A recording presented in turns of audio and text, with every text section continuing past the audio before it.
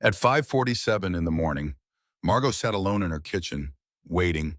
Her husband stumbled through the door, reeking of another woman's perfume, expecting his obedient wife to stay silent.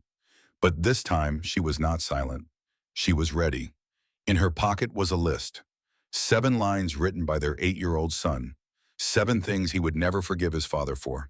And in her hand was the evidence that would destroy everything Preston had built. What happens when a mother stops being afraid? When she chooses war over silence? Stay until the end. This story will change how you see strength. If it moves you, share it with someone who needs to hear it. The kitchen clock read 5:47 in the morning when Margot Sinclair heard the front door click open.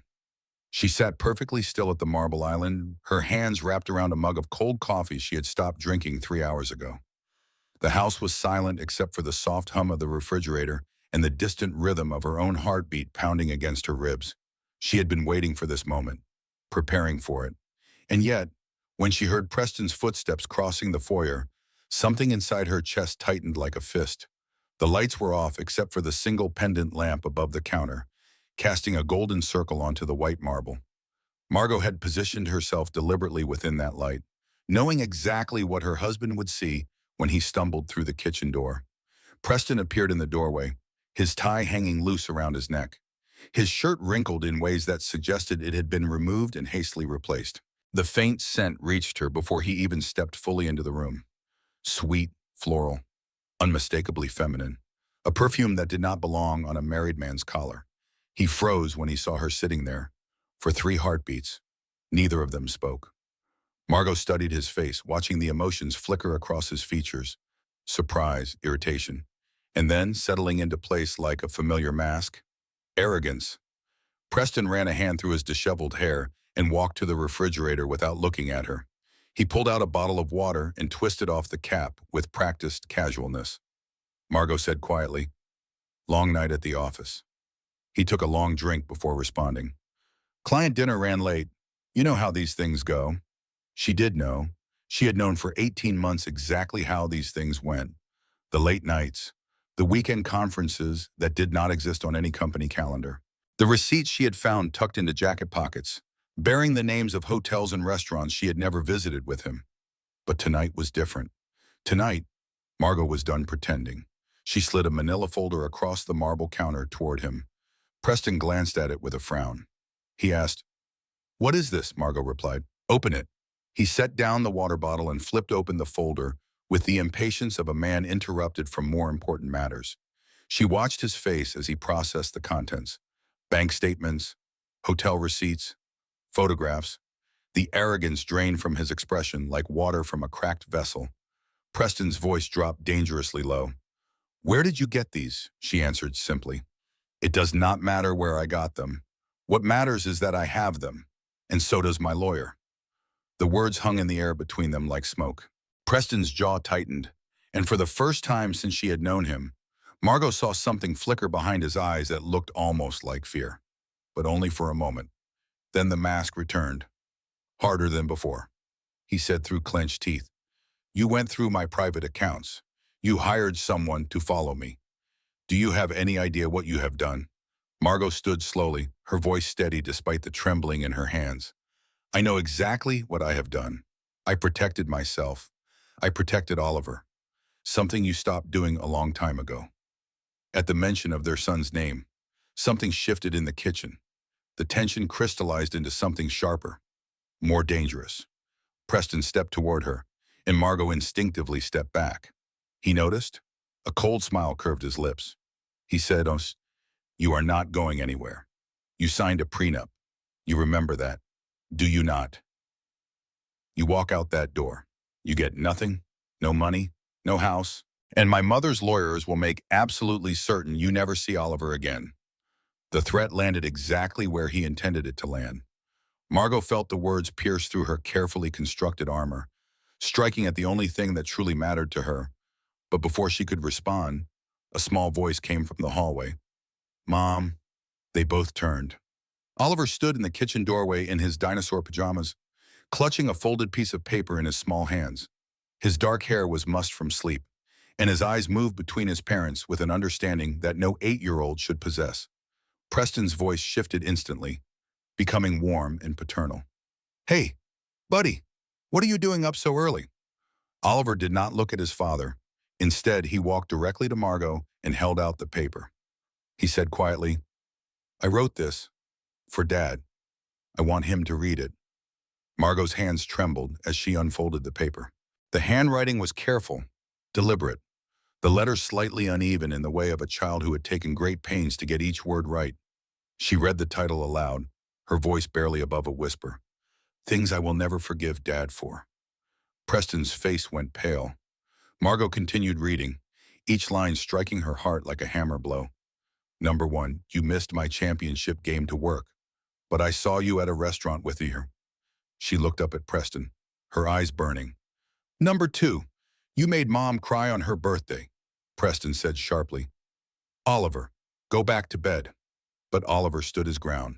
His small chin lifted, and in that moment, Margot saw something she had never seen in her son before.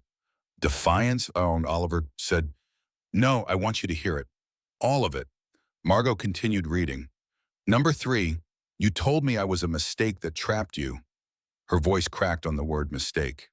Number 4, you promised Disney World. You took her to Paris instead. Number 5, you told Mom she was lucky you did not leave. Number 6, you forgot Aiden.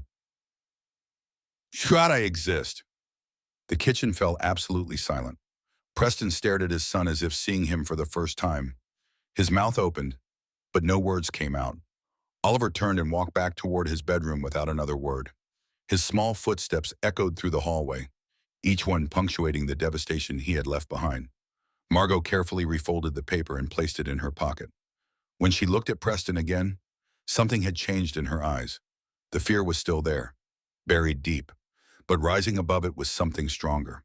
She said, I am leaving, and I am taking Oliver with me. Preston's voice came out strangled. You cannot. Margot picked up her phone from the counter. Watch me. As she walked past him toward the hallway, she felt his hand close around her wrist. Hard, bruising. He hissed, This is not over. Margot met his eyes without flinching.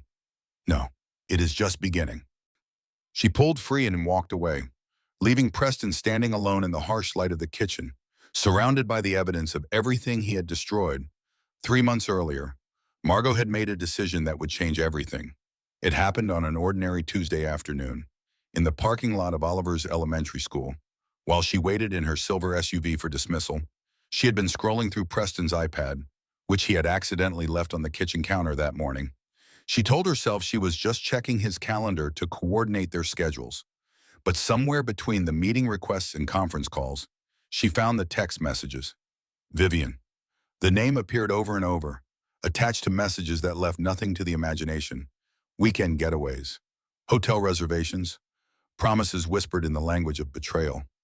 Margot sat in that parking lot for 20 minutes, staring at the screen until her vision blurred with tears. When Oliver climbed into the back seat, chattering about his spelling test, she smiled and asked all the right questions. But inside, something had fundamentally shifted. That night, she made a phone call. Caroline Foster answered on the third ring. They had been roommates at Yale Law School, back when Margot still believed she would build a career of her own. Back before she met Preston and slowly surrendered her ambitions to become the perfect wife, the flawless hostess, the invisible woman behind a powerful man. Caroline now ran a crisis management firm in Manhattan, handling scandals for politicians and executives who needed their secrets buried. She was brilliant, ruthless, and the only person Margot trusted completely. Margot said into the phone, I need your help, Caroline asked. What did he do? Even over the phone, Margot could hear the protective edge in her friend's voice. Caroline had never liked Preston. She had warned Margot years ago that men like him viewed wives as accessories, interchangeable and disposable. Margot told her everything. When she finished, Caroline was silent for a long moment. Then she said, You need Diana Hartwell. She is the best divorce attorney in Connecticut. And you need Marcus Webb, private investigator, extremely discreet, Margot whispered. The prenup. He made me sign a prenup before the wedding. If I leave without proof of fault, I get nothing, Caroline replied. Then we get proof. But Margot, you have to be careful. Preston is not stupid, and his mother's money gives him resources most husbands do not have. If he figures out what you are planning before you are ready to move, he will destroy you. For the next 3 months, Margot became someone she barely recognized. On the surface, she remained the dutiful wife, attending charity galas on Preston's arm, hosting dinner parties for his colleagues, smiling through events where Vivian Cross stood across the room pretending they had never met. But beneath the surface, she was building her case. Diana Hartwell was exactly what Caroline had promised. Silver-haired, sharp-eyed, with a reputation for dismantling cheating husbands with surgical precision. Her office in downtown Hartford was decorated with photographs of herself with various governors and senators, testimonials to her power and influence. Diana reviewed the prenup in their first meeting. Her eyebrows rose slightly as she read. She said, "There is an infidelity clause. If you can prove adultery with documented evidence, you receive 60% of marital assets and primary custody preference." Margot asked. "And if I cannot prove it," Diana replied, "then you walk away with your personal belongings and whatever goodwill Preston chooses to extend, which, based on what you have told me about him, would be exactly nothing." The investigation took 3 months. Marcus Webb was a former FBI agent with silver temples and a quiet demeanor that made him almost invisible in any crowd. He photographed Preston and Vivian at 4 different hotels across Connecticut and New York. He documented the expensive gifts, the weekend trips disguised as business conferences, the apartment Preston had secretly rented for his mistress in Manhattan. But Marcus found something else, too, something far more dangerous. During their third meeting, in a coffee shop far from Greenwich, Marcus slid a second folder across the table. He said, "Mrs. Sinclair, there is something you need to see. Your husband's hedge fund is not what he claims it is." Margot frowned. "What do you mean?" Marcus explained. "The returns he reports to investors do not match the actual performance. He is using money from new clients to pay returns to existing ones. Classic Ponzi structure. And that woman, Vivian Cross, she is not just his mistress. She is his recruiter. She attends charity events, befriends wealthy women, and brings them into the fund." Margot felt the blood drain from her face. "Are you saying my husband is running a fraud?" Marcus nodded slowly. "I am saying that if the SEC opens an investigation, your husband will not just lose his marriage. He will go to prison." The weight of this information settled over Margot like a physical force. She had expected betrayal. She had prepared for infidelity. But this went beyond anything she had imagined. Diana Hartwell, when informed, went completely still for almost a full minute. Then she looked at Margot with new intensity. Diana said, "This changes everything." Changes. The affair documentation alone would have given you a strong case. But financial fraud of this magnitude, you are not just divorcing him. Margot, you are potentially the key witness in a federal investigation. Margot's voice trembled. "I just want to protect Oliver. I just want to get out," Diana replied. "Then we need to be extremely careful about how we proceed. If Preston discovers what you know before we are ready to move, he will become dangerous. Men like him, when cornered, become unpredictable." Caroline arranged a safe house, her Brooklyn brownstone, purchased years ago as an investment property, stood empty and waiting. Margot began secretly moving small items, things that mattered: Oliver's baby photos, her grandmother's jewelry, documents she might need. She told Oliver nothing. He was too young to carry that kind of secret, too young to understand the danger they were in. But she noticed him watching her with those observant eyes, sensing that something had shifted in their home. The night before she planned to leave, Margot stood in Oliver's doorway and watched him sleep. His small chest rose and fell with the easy rhythm of childhood dreams. The stuffed bear Preston had given him on his 5th birthday lay tucked against his side. Margot whispered into the darkness, "I will protect you, whatever it takes." She did not know that Preston's IT department had already flagged her internet searches. She did not know that Eleanor Caldwell's lawyers were already preparing countermeasures. She did not know that the war she was about to start would nearly destroy her before she found the strength to win. But standing in that doorway, watching her son sleep, Margot made herself a promise. She would not break. The morning after Margot's confrontation with Preston, she woke to the sound of pounding on Caroline's apartment door. She had barely slept, her mind racing through escape routes and contingency plans. While Oliver dozed fitfully on the pull-out couch in the living room, Caroline appeared in the hallway, cinching her robe, her expression already hardened for battle. She said quietly, "Stay back. Let me handle this." But when Caroline opened the door, it was not Preston standing in the hallway. It was a uniformed police officer accompanied by a woman in a gray suit carrying a clipboard. The woman said, "I am Sandra Mitchell from Child Protective Services. We received a report regarding the welfare of Oliver Caldwell. I need to speak with Margot Sinclair." Margot's blood turned to ice. She stepped forward, forcing her voice to remain calm. "I am Margot. What is this about?" The CPS worker consulted her clipboard. "We received a report from your husband indicating concerns about your mental stability and potential neglect of your son. We are required to conduct an investigation." Caroline interjected immediately, her lawyer instincts taking over. "This is clearly a retaliatory filing. My client left an abusive situation less than 12 hours ago, and now her husband is weaponizing child services against her." Sandra Mitchell's expression remained neutral. "I understand this is a difficult situation. However, we are legally obligated to follow up on all reports. I need to see the child and ask him some questions." Margot felt the room spinning around her. This was Preston's countermove.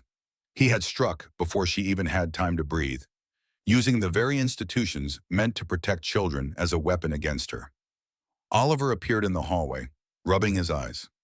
"Mom, what is happening?" Margot knelt down to his level, smoothing his hair with trembling fingers. "It is okay, sweetheart. This nice lady just needs to ask you a few questions. Nothing scary. Just tell the truth." "Okay." Sandra Mitchell led Oliver to the small kitchen table while Margot and Caroline waited in the living room. Every minute felt like an hour. Margot strained to hear the conversation, catching only fragments. "Does your mommy ever hurt you? Does your mommy take good care of you? Are you scared of your mommy?" Oliver's voice was soft, hesitant.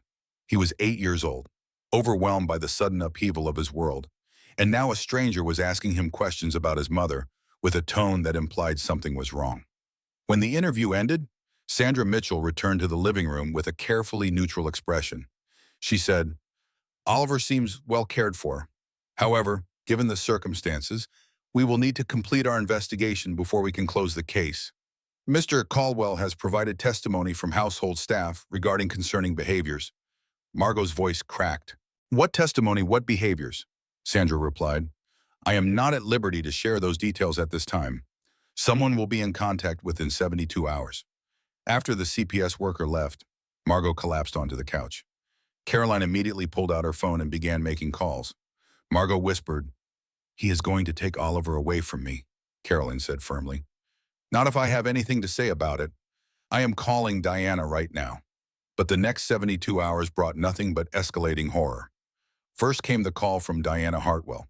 Preston's lawyers had filed a motion claiming Margot had absconded with Oliver and was in violation of unspecified custody arrangements. They were requesting emergency custody be granted to Eleanor Caldwell.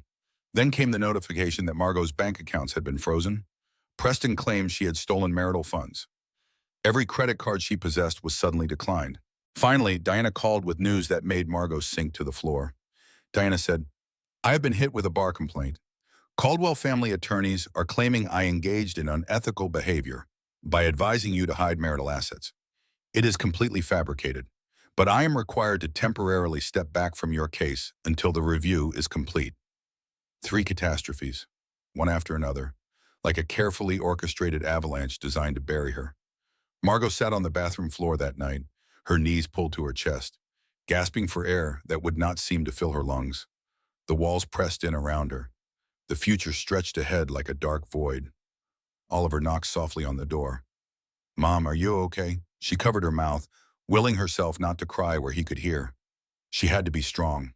She had to hold herself together for him. But the panic clawed at her throat, and for one terrifying moment, she wondered if Preston was right. Maybe she was unstable. Maybe she was incapable of providing for her son. Maybe she had made a terrible mistake. The door creaked open, and Oliver slipped inside. Without a word, he sat down beside her on the cold tile floor and took her hand in his small fingers. He said quietly, "I am not scared, Mom, because you are brave. You are the bravest person I know. The words broke something inside her. Margot pulled her son close and wept, great shaking sobs that seemed to empty her of everything she had been holding back. Oliver did not pull away. He simply held on, his small arms wrapped around her like an anchor. When the storm finally passed, Margot looked at her son with new clarity. She said, "Abin, you are right. I am brave, and I am going to fix this. I promise." Oliver nodded solemnly. "I believe you." That night, after Oliver fell asleep, Margot made a decision. Preston wanted to destroy her. He wanted to isolate her, impoverish her, and take her son. He believed she was weak, that she would crumble under the pressure. He was wrong. She opened her laptop and began to compose an email to Carolyn. If they wanted to fight dirty, Margot would learn to fight dirtier. The emergency custody hearing took place exactly 1 week after Margot fled Greenwich. She sat in the family courtroom in a borrowed blazer, her hands folded tightly in her lap, watching as Preston's legal team methodically dismantled everything she had built. Preston himself sat across the aisle, impeccably dressed in a charcoal suit, his expression a perfect mask of wounded concern. Eleanor Caldwell occupied the row behind him, her silver hair swept into an elegant chignon, her cold eyes fixed on Margot with undisguised contempt. The Caldwell family attorney, a man named Randall Whitmore, whose reputation for destroying opposing parties preceded him, presented his case with theatrical precision. He said to the court, "Your Honor, we have testimony from 3 household employees who observed Mrs. Sinclair engaging in erratic behavior, drinking excessively, screaming at her son, and on one occasion, physical aggression." The words hit Margot like physical blows. None of it was true. She barely drank at all. She had never, not once, raised a hand to Oliver. Carolyn, serving as her temporary legal representative until Diana could return, stood immediately. "Your Honor, these are fabricated accusations designed to punish my client for leaving an abusive marriage. These so-called witnesses are employees whose immigration status depends on the Caldwell family's sponsorship." Judge Patricia Winters, a stern-faced woman in her 60s, raised a hand. "That is a serious allegation. Counselor, do you have evidence to support it?" Carolyn hesitated. "We are in the process of gathering documentation." Randall Whitmore smiled thinly. "In the meantime, the court has an obligation to protect this child. We are requesting temporary placement with Eleanor Caldwell while the investigation continues." Margot's heart stopped. She leaned toward Caroline and whispered desperately, "You cannot let them give Oliver to that woman. She hates me. She will poison him against me." Caroline squeezed her hand but said nothing. Her expression told Margot everything she needed to know. Judge Winters reviewed the documents before her for an agonizing minute. Then she looked up, her gaze settling on Margot with an unreadable expression. The judge said, "Given the serious nature of the allegations and the ongoing CPS investigation, I am granting temporary custody to Eleanor Caldwell. Mrs. Sinclair will be permitted supervised visitation twice weekly until the investigation concludes." The gavel came down like a death sentence.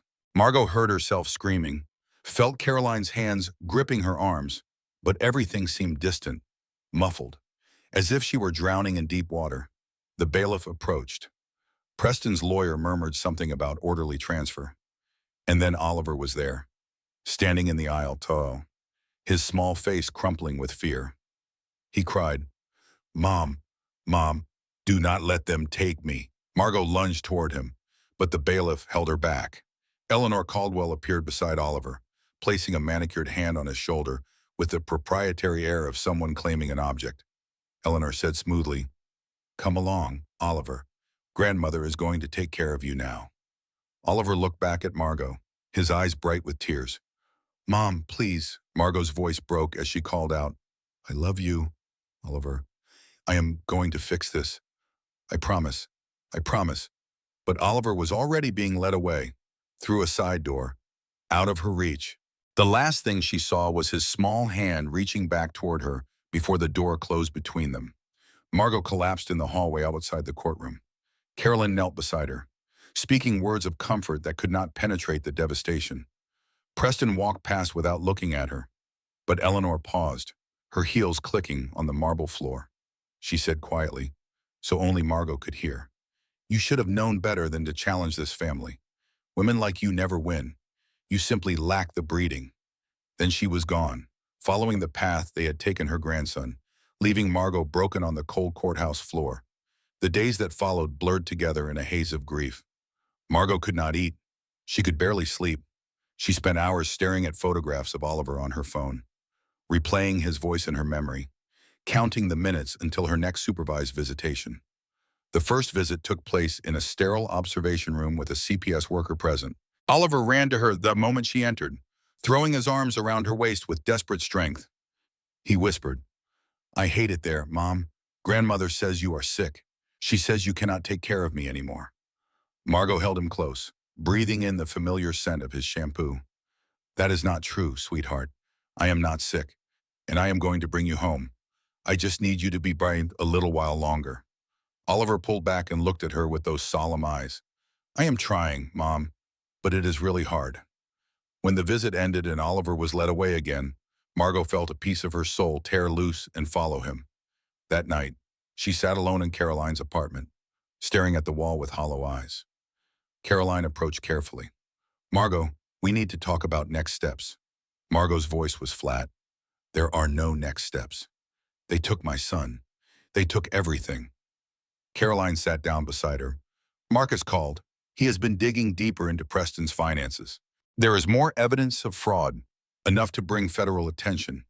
If we can expose what Preston has done, everything changes." Margot shook her head slowly. "I am too tired to fight anymore." Caroline grabbed her shoulders and forced Margot to meet her eyes. "Listen to me. Your son is counting on you. Oliver is in that house with people who want to turn him against you. Every day that passes is another day they are whispering poison in his ears. You do not have the luxury of giving up." Something flickered in Margot's dead eyes. A spark, small but persistent. She whispered, "What do we need to do?" Caroline smiled grimly. "We burn it all down." 2 weeks after losing custody of Oliver, Margot walked into a coffee shop in Lower Manhattan to meet the man who might help her destroy her husband. Marcus Webb sat in a corner booth, his silver hair catching the afternoon light, a laptop open before him displaying spreadsheets and financial records. He looked up as Margot approached, his expression grave but not without compassion. He said, "Thank you for coming. I know this has been a difficult time." Margot slid into the booth across from him. "I did not come here for sympathy. I came here for ammunition." Marcus nodded, respecting her directness. "Then let me show you what I have found." He turned the laptop to face her and began walking through the evidence. Preston's hedge fund, Caldwell Capital, had been systematically defrauding investors for at least 3 years. The promised returns were impossible. Manufactured through creative accounting and paid out with fresh capital from new victims. Marcus explained, "Your husband's firm has taken in over $80 million from investors who believed they were getting 12 to 15% annual returns. In reality, the actual investments have been losing money consistently. He has been using new investor capital to pay the promised returns to existing clients." Margot stared at the numbers, her legal training allowing her to follow the complex web of transactions. "This is a Ponzi scheme, a textbook Ponzi scheme," Marcus said. "Exactly. And it gets worse. Vivian Cross is not just his mistress. She is his primary recruiter. She targets wealthy women at charity events, builds relationships with them, and eventually brings them into the fund." He pulled up a series of photographs showing Vivian at various galas and fundraisers, always positioned next to well-dressed older women who smiled at her with trusting warmth. Marcus continued, "I have identified at least 12 women who invested substantial sums based on Vivian's recommendations. Several of them are friends with your mother-in-law." Margot's mind raced through the implications. Eleanor must know. There is no way Preston could run something this size without his mother being aware. Marcus hesitated. "I cannot prove her direct involvement yet. But the Caldwell Family Trust has provided significant capital to the fund during liquidity crunches. Whether Eleanor knew the true nature of what she was funding is unclear." Margot leaned back in her seat, processing everything. The affair had been devastating enough, but this transformed Preston from a cheating husband into a criminal who had stolen millions from people who trusted him.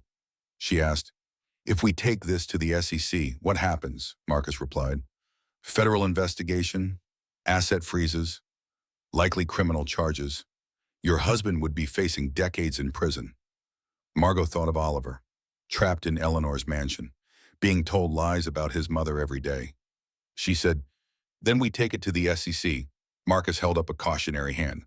"It is not that simple, you. Right now, you are in a custody battle.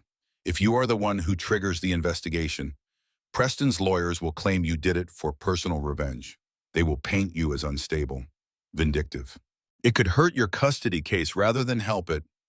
Margot's jaw tightened. "So what do you suggest?"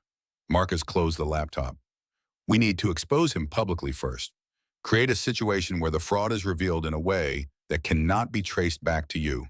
Once the investigation begins on its own momentum, you become a witness rather than an accuser." Caroline, who had been listening quietly, leaned forward. "Eleanor's 70th birthday party is in 3 weeks. Every major investor in Caldwell Capital will be there. The entire Greenwich social elite." Marcus and Margot both turned to look at her. Caroline continued, "What if the evidence was presented at that party in front of everyone in a way that no one could dismiss or cover up?" Margot's heart began to pound. "You want to crash Eleanor's birthday party?" Caroline smiled coldly. "I want to destroy it. My firm handles media for major events. I can get us access. The question is whether you have the courage to go through with it." For a long moment, Margot sat in silence. She thought of Oliver's face pressed against the car window as they drove him away. She thought of Eleanor's cruel words in the courthouse hallway. She thought of every lie Preston had ever told, every promise he had broken, every time he had made her feel small and worthless. Then she thought of the list Oliver had written, the things he would never forgive his father for. Margot said, "When do we start?" "Over the next 3 weeks." Margot transformed. Caroline arranged for her to work from the brownstone, coordinating with Marcus and Diana, who had finally cleared the bar complaint and returned to the case. Every day, Margot felt her strength returning, fueled by purpose rather than despair. She updated her appearance, not to impress Preston or anyone else, but to feel like herself again. She replaced the hollow-eyed woman in the mirror with someone who stood straight, who met her own gaze without flinching, who remembered what it felt like to be a force rather than a victim. Diana prepared the legal groundwork. Whatever happened at that party, they needed to be ready for the aftermath. Marcus refined the evidence package, organizing it into a presentation that even the most financially illiterate viewer could understand. And Caroline secured the access they needed. Her firm had been hired to document Eleanor's birthday celebration for a society magazine. Caroline would be there with a full production crew, including one very special guest. 3 days before the party, Margot visited Oliver during her supervised session. He looked thinner than before, dark circles under his young eyes, but he brightened immediately when he saw her. He whispered, "Grandmother says you are never coming back from me." Margot held him close. "I am coming back, Oliver, I promise. In just a few more days, everything is going to change." Oliver looked up at her with desperate hope. "Really?" Margot smiled for the first time in weeks. "Really, Supernoan, and then we are going home." Eleanor Caldwell's 70th birthday celebration was exactly the kind of event that made wealthy people feel important and everyone else feel small. The Caldwell estate had been transformed into a wonderland of white roses and crystal chandeliers. A string quartet played softly on the terrace, while uniformed servers circulated with champagne and artisanal hors d'oeuvres. Over 200 guests filled the grand ballroom, representing the cream of Greenwich society, hedge fund managers, corporate executives, old money families whose fortunes predated the Civil War. They mingled and laughed and complimented one another on their tasteful choices of evening wear. While outside the gates, the real world continued its mundane existence. Margot entered through a service door, wearing a simple black dress that Caroline had selected specifically for its understated elegance. She was supposed to be invisible, a member of the media crew documenting the evening, but invisibility had never been her intention. Caroline spoke into her earpiece. "The presentation equipment is set up. Video feeds are running to the main screen. We are ready whenever you are," Margot replied quietly. "I need to find Oliver first." She moved through the crowd with practiced ease, accepting a champagne glass she had no intention of drinking, smiling at strangers who did not recognize her outside her context as Preston's quiet wife. She scanned the room for any sign of her son. She found Preston first. He stood near the center of the ballroom, surrounded by investors and admirers, laughing at something one of them had said. Vivian Cross clung to his arm in an emerald dress that probably cost more than most people's monthly rent. Margot felt her stomach clench with familiar anger, but she forced herself to keep moving. She found Oliver in the library, sitting alone on a leather couch, dressed in a little suit that made him look like a miniature businessman. His face was blank with the particular emptiness of a child who had learned to make himself invisible. Margot knelt in front of him. Oliver. His eyes widened with shock, then flooded with tears. Mom, what are you doing here? She pulled him into a fierce embrace. I told you I was coming for you. I need you to stay here. Okay, stay in this room no matter what you hear. Can you do that for me? Oliver nodded frantically. What is going to happen? Margot kissed his forehead. The truth is going to happen, and then we are going home. She left him in the library and made her way back to the ballroom, her heart pounding against her ribs. The moment was approaching. Everything she had suffered, everything she had lost, had led to this single point in time. Eleanor took the stage to thunderous applause, her silver gown catching the light like armor. A massive screen behind her displayed a slideshow of family photographs, all carefully curated to present a lifetime of elegance and success. Eleanor said into the microphone, "Thank you all for being here to celebrate this milestone with me. Family is everything, and I am so blessed to be surrounded by the people I love most." Margot caught Caroline's eye across the room. Caroline gave a small nod. The slideshow continued for another minute, showing images of Eleanor with dignitaries, celebrities, philanthropic achievements. And then the screen flickered. The string quartet stopped playing. A murmur rippled through the crowd. The screen flickered again, and then filled with text, bank statements, transaction records, a clear, damning timeline of fraud. A recorded voice began to play, one Margot recognized as belonging to a financial expert Diana had hired. The following evidence demonstrates a systematic pattern of investment fraud perpetrated by Caldwell Capital, resulting in losses to investors exceeding $40 million. The murmur became a roar. Preston's face drained of color. He lunged toward the AV equipment, but Carolyn's crew blocked his path, cameras rolling to capture every moment. The presentation continued relentlessly. Photographs of Preston with Vivian, evidence of the corporate funds used to finance their affair, names and amounts of the investors who had been defrauded, some of them people standing in this very room. Eleanor screamed at the technicians to stop the presentation, but Carolyn's team had locked the controls. Preston turned and scanned the crowd frantically, searching for the source of his destruction. His eyes found Margot standing near the back of the room. For one frozen moment, their gazes locked. Margot did not smile, did not gloat. She simply stood there, letting him see the woman he had underestimated, the woman he had tried to break, the woman who had just ended him. Then she turned and walked out of the ballroom, ignoring the chaos erupting behind her. She found Oliver in the library, exactly where she had left him. His eyes were huge with fear at the distant sounds of shouting. Margot held out her hand. "Come on, sweetheart. We are leaving." They walked out the front door of the Caldwell estate together, past the security guards who were too confused to stop them, past the arriving police cars with their flashing lights. Margot had never felt more free. But freedom, she would soon learn, came with a devastating price. The aftermath of Eleanor's birthday party dominated the news cycle for a week. Headlines screamed about the fall of Caldwell Capital, the arrest of Preston Caldwell on fraud charges, the humiliation of one of Greenwich's most prominent families. Margot watched the coverage from Caroline's apartment with Oliver pressed against her side, feeling something she had not experienced in months. Hope. The SEC launched a formal investigation. Federal prosecutors began interviewing investors. Vivian Cross was arrested attempting to board a flight to the Cayman Islands. Eleanor Caldwell retreated to her estate and stopped answering calls. Diana Hartwell filed an emergency motion to restore Margot's custody, citing the dramatic change in circumstances. The judge who had given Oliver to Eleanor now faced uncomfortable questions about her decision. For one beautiful week, Margot believed she had won. Then Preston's lawyer called. Randall Whitmore's voice was ice-cold over the speakerphone. "Mrs. Sinclair, my client is prepared to make a deal." Diana responded before Margot could speak. "Your client is facing federal fraud charges. He is in no position to make deals. Whitmore continued as if Diana had not spoken. The evidence presented at the party came from documents that were illegally obtained. My client is prepared to file charges against Mrs. Sinclair for theft of corporate materials, computer fraud, and conspiracy. Margot's blood went cold. Whitmore said, "Furthermore, we have a forensic accountants reviewing every financial transaction Mrs. Sinclair was involved with during her marriage. Several documents bear her signature.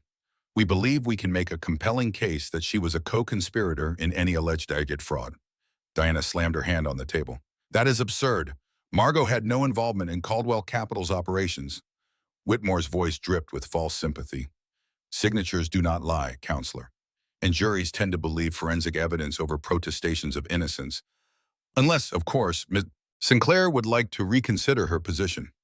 Margot finally found her voice. "What exactly does Preston want?" Whitmore replied. "Full custody of Oliver. Mrs.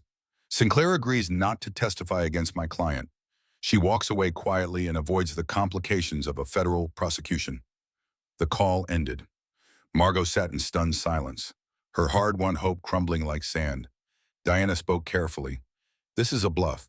Those documents you signed were standard marital paperwork. They cannot possibly link you to the fraud itself." Margot shook her head slowly. "He made me sign things. Tax returns, investment documents. I never read them carefully. I trusted him." Caroline gripped her shoulder. "Even if some documents have your signature, that does not prove you knew what you were signing." Margot looked up with hollow eyes. "Try explaining that to a jury. Try making them believe the wife of a wealthy hedge fund manager did not know where the money was coming from. They will see the house, the clothes, the lifestyle. They will assume I was complicit." Diana said firmly. "We will fight this. I will bring in handwriting experts, forensic accountants of our own, character witnesses." Margot whispered. "And what happens to Oliver while we fight months of courtroom battles, years of appeals? He is 8 years old. He needs stability, not a mother facing federal prosecution." The room fell silent. Margot stood and walked to the window, looking out at the Brooklyn skyline. Her reflection stared back at her, ghostly and uncertain.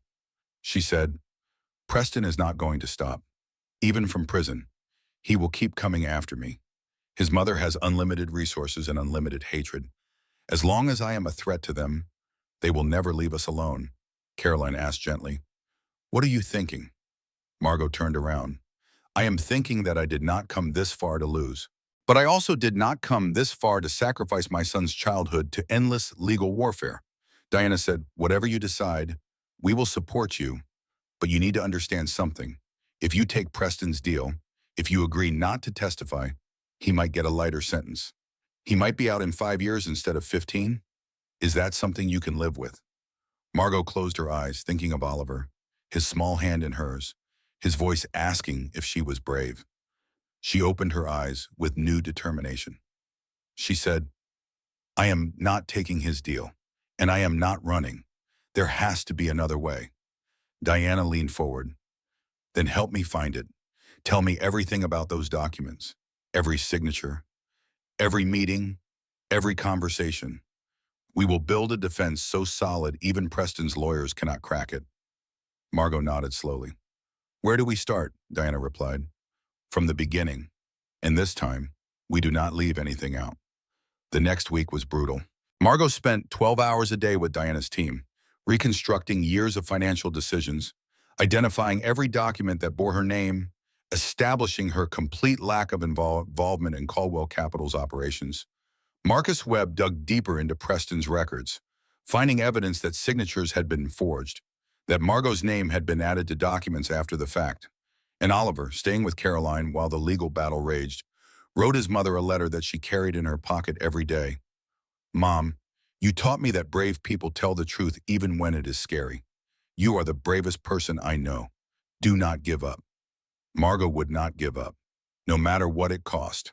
The federal courthouse in Hartford rose like a monument to institutional power, its marble columns and brass doors designed to remind everyone who entered that justice here was serious business. Margot climbed the steps on a cold November morning, Diana Hartwell at her side, cameramen jostling for position on the sidewalk below.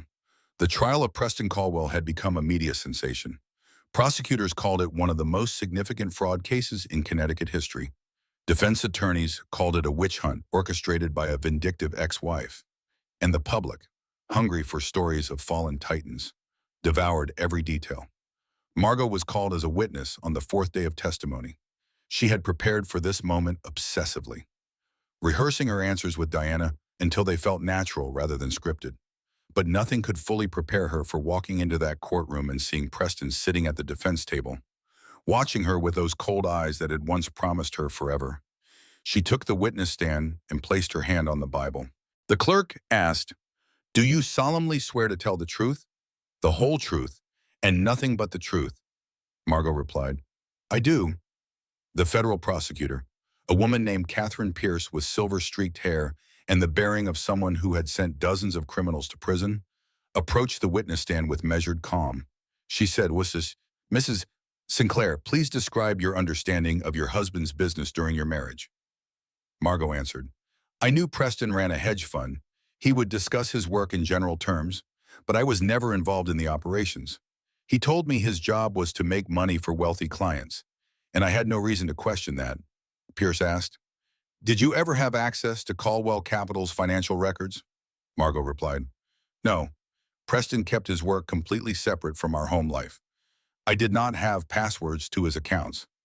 I did not attend meetings. I was not consulted on investment decisions." Pierce continued, "The defense claims your signature appears on several documents related to the fund's operations. Can you explain that?" Margot took a breath. "Throughout our marriage, Preston would occasionally ask me to sign documents, tax returns, property paperwork, things he said were routine. I trusted him. I signed what he put in front of me without reading every page carefully. It is the biggest regret of my life." Pierce nodded. "And were you aware that some of those signatures may have been forged entirely?" Margot said. "I was not aware until my legal team conducted their own forensic analysis. Several documents bearing what appears to be my signature were dated from periods when I was verifiably elsewhere. I could not have signed them." Preston's defense attorney, Randall Whitmore, rose for cross-examination with the predatory energy of someone who smelled blood. He said, "Mrs. Sinclair, you lived a very comfortable life during your marriage. Did you not? The Greenwich estate, the designer clothes, the luxury vacations." Margot replied evenly, "I lived the life Preston provided," Whitmore pressed, "and you never questioned where the money came from, never wondered how your husband generated such impressive returns." Margot met his gaze without flinching. "I trusted my husband. That trust was misplaced, but it was genuine.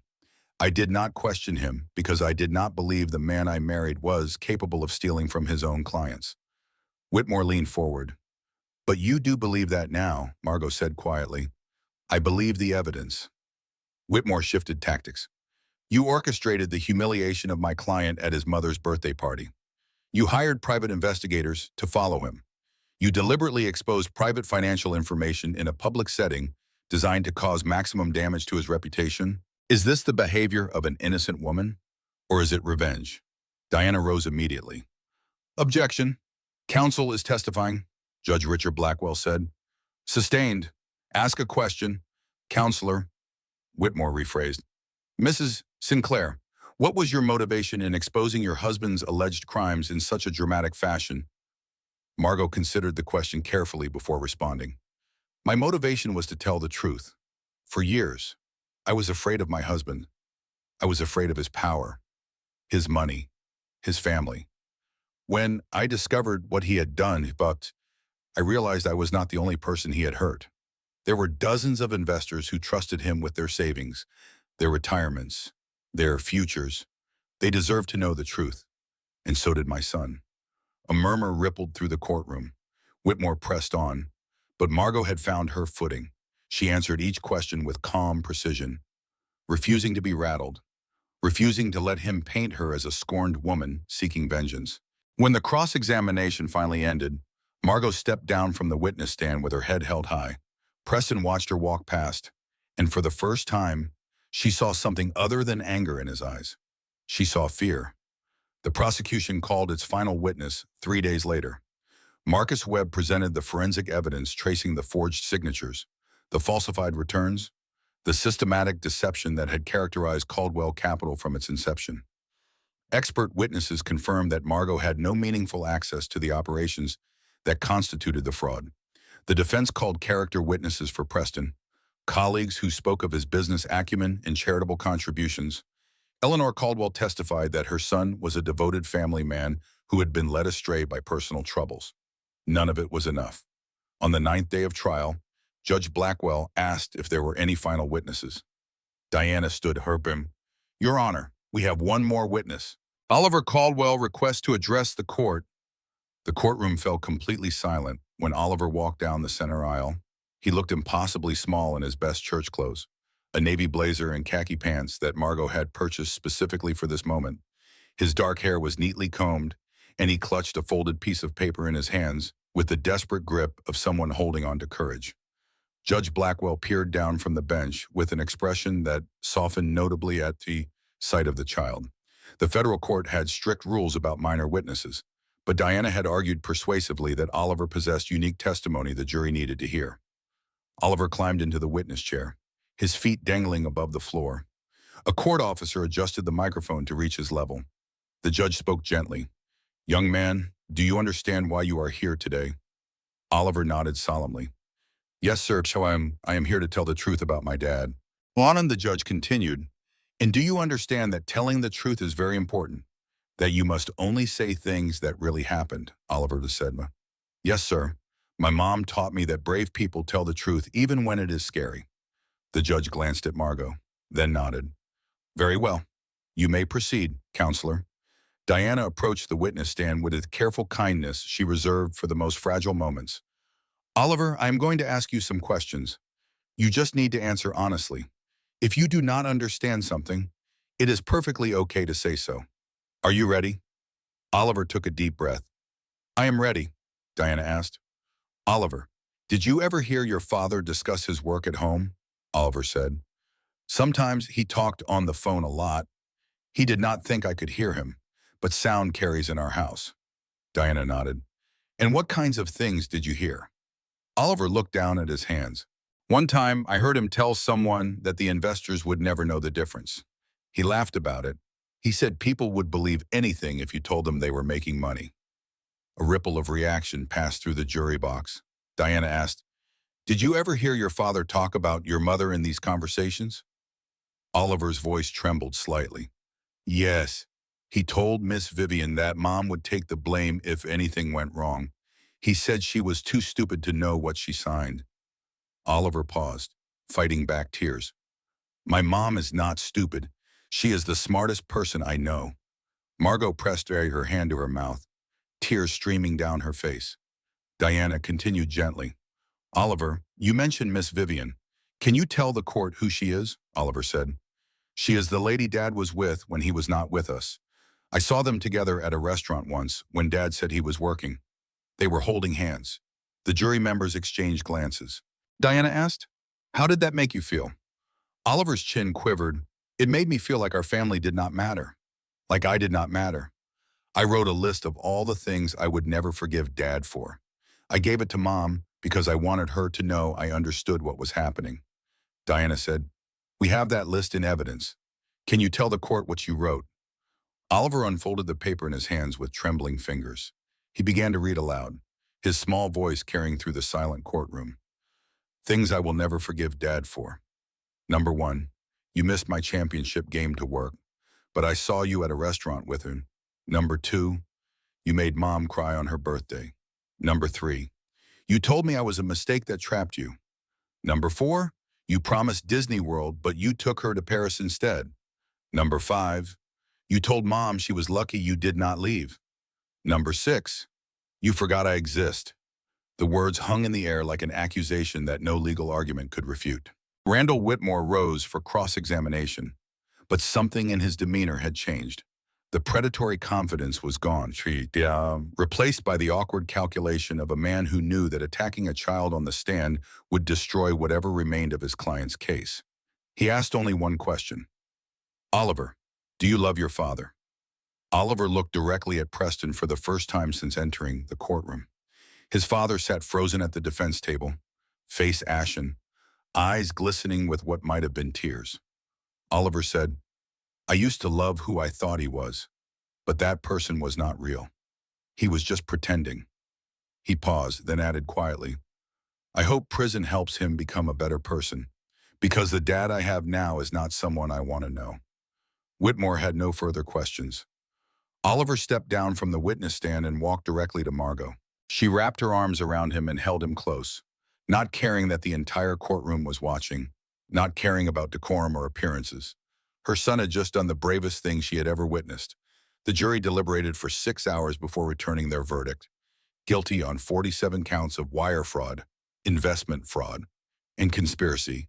Preston Caldwell would spend the next 25 years in federal prison. As the bailiffs led Preston away in handcuffs, he passed within feet of Margot and Oliver. He stopped, despite the officers urging him forward, and looked at his son one final time. Preston said, his voice broken, "Oliver, I am so sorry." Oliver did not respond. He simply turned and pressed his face against his mother's shoulder. Preston was led away into the corridor, and the door closed behind him with a sound of permanent finality. Margot held Oliver close and whispered, "It is over, sweetheart. It is finally over." 1 year and 3 months after Preston Caldwell began serving his sentence at a federal correctional facility in Pennsylvania, Margot Sinclair stood in the kitchen of her new apartment in Brooklyn and watched the morning light spill across the hardwood floors. The space was smaller than anything she had lived in since college, a two-bedroom unit on the third floor of a converted brownstone. The furniture was secondhand, chosen for comfort rather than impression. The walls displayed Oliver's artwork alongside photographs from their new life together. It was, without question, the happiest home Margot had ever known. The settlement from her civil case against the Caldwell estate had provided enough for a modest fresh start. She received no portion of the marital assets, which had been seized by federal authorities to compensate defrauded investors.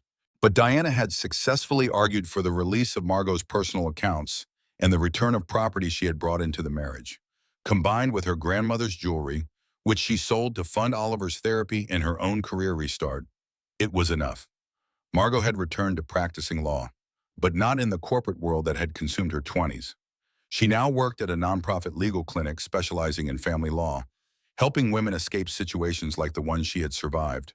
The pay was modest, the hours were long, and every single day, she felt more alive than she had in the entire decade of her marriage. Oliver appeared in the kitchen doorway, backpack slung over one shoulder, his hair still damp from the shower.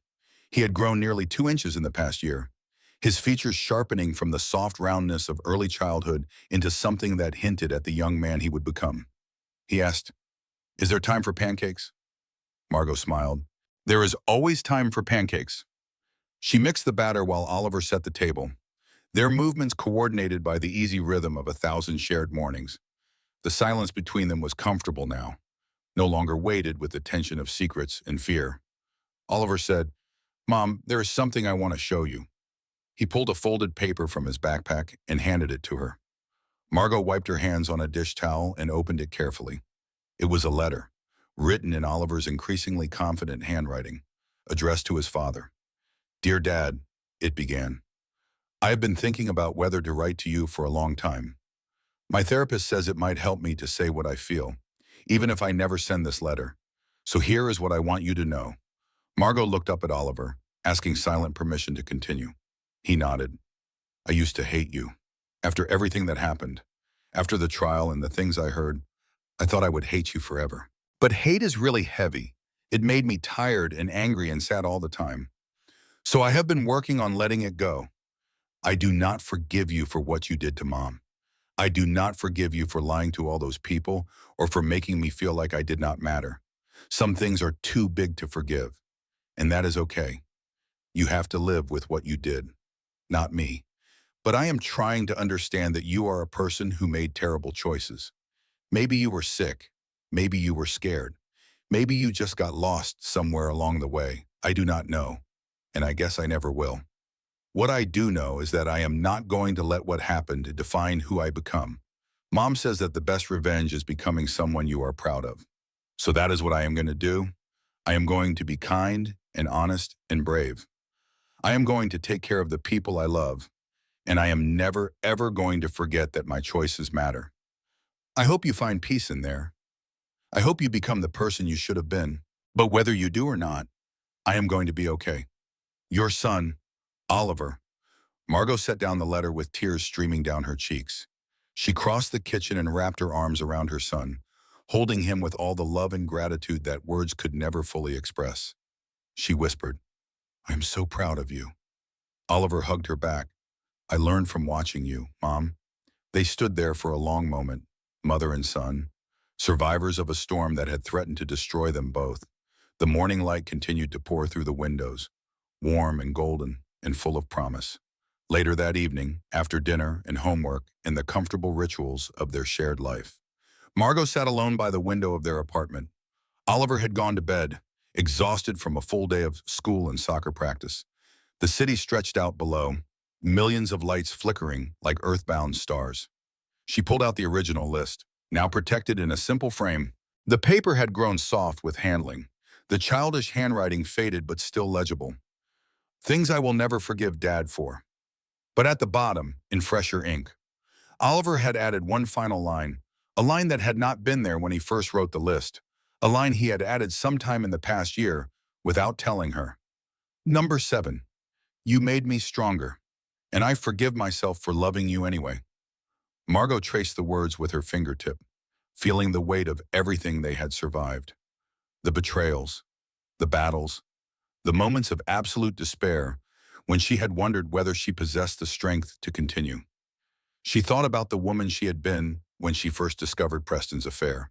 Broken, afraid, convinced that her worth was defined by her marriage. That woman was gone now, replaced by someone she barely recognized. Someone who had walked through fire and emerged not unscathed, but tempered. Someone who knew her own strength because she had been forced to find it in the darkest of circumstances. Caroline called it a phoenix story, rising from the ashes of destruction to become something new. But Margot thought of it differently. She had not risen from ashes. She had climbed out of a cage she had not even realized she was trapped in. And every day of freedom that followed was a gift she would never take for granted. She set down the framed list and looked out at the city one final time before turning off the light. Tomorrow would bring new challenges, new clients at the legal clinic who needed her help, new milestones to celebrate with Oliver, new opportunities to build the life she had once been too afraid to imagine. So much was one. But tonight, in this moment, Margot Sinclair was at peace because she had learned the most important truth of all. Some endings were not really endings. They were doors finally opening in the right direction.